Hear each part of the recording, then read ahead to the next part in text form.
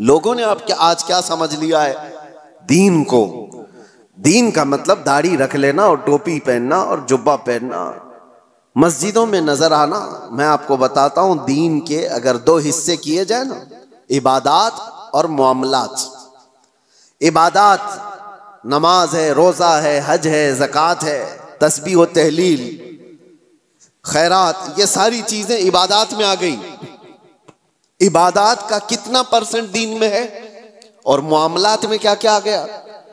मामलात में सारे हुकूक, माँ बाप के हुकूक, भाइयों के हुकूक, बहनों के हुकूक, औलाद के राइट्स, पड़ोसियों के राइट्स, उस्ताद शागिर्द के, मालिक आका के, गुलाम आका के, ये सारे हुकूक, बीवी के हुकूक, शोहर के हुकूक, तलाक, इद्दत, निकाह, खरीदो फरोख्त, बाजारों के हुकूक, ये सब चीजें मुआमलात में आ गए।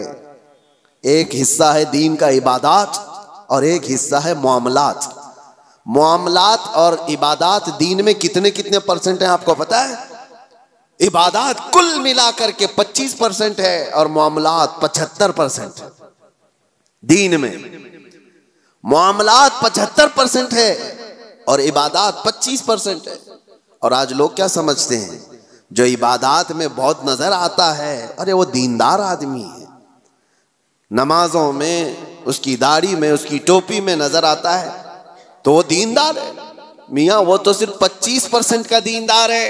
असल दीनदार वो है जो मामलात में अच्छा है, मामलात में पक्का है। यहाँ नमाजें भी पढ़ता है और लोगों को धोखे भी देता है। कुछ लोगों ने दाढ़ी सिर्फ इसलिए रखी कि लोगों को टोपी पहनाए, लोगों को धोखा दे। ये इंसानियत नहीं है मेरे अजीजों, वो गद्दार है।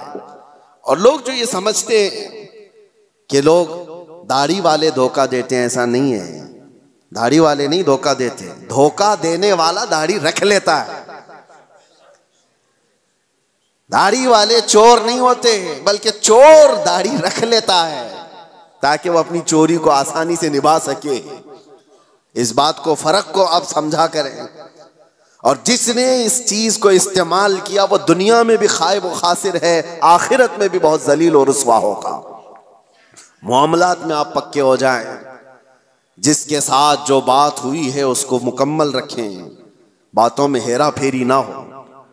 झूठ बोलना और धोखा देना, आज जैसे कि लोग मामलात में शक करने लग गए कि मुसलमानों के साथ डील करना मुश्किल है, कि पता नहीं है कब भाग जाए, कब धोखा देते।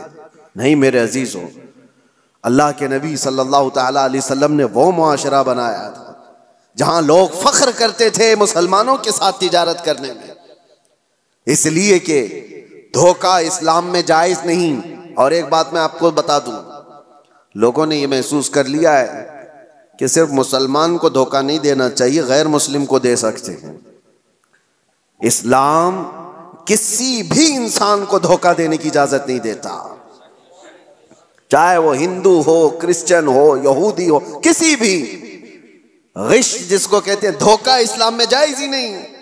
किसी साहब ने हमसे कहा था कि बगैर टिकट के मैं सफर कर लेता हूं। कहा क्यों? कहा वो हमारी थोड़ी ना है, वो तो उनकी है, हुकूमत इसकी है, और वो तो लूट के खा ही रहे हैं। मेरे अजीजों, चोर अगर चोरी कर रहा है तो तू बराबर की चोरी करेगा,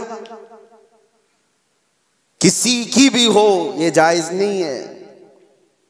इस्लाम में गिश और धोखा किसी तरह से जायज नहीं। कई ऐसे मसाइल हमारे पास आते हैं, जॉब करने वाले बच्चे नौकरियां करते हैं कंपनियों में, उनके मालिक नॉन मुस्लिम हैं। कई मर्तबा वो ये पूछते हैं क्या हम अपनी कुछ चीजें इनसे छुपा करके हासिल कर सकते हैं जबकि गैर मुस्लिम है? ना, जायज नहीं है। बल्कि वहां तुम्हारे लिए और बड़ी जिम्मेदारी हो जाती है, और बड़ी जिम्मेदारी हो जाती है। सिर्फ तुम्हारे उसके साथ मामलात ही नहीं है, बल्कि उस वक्त तुम इस्लाम के रिप्रेजेंटेटिव हो, वो तुम्हारे जरिए से इस्लाम को देख रहा है।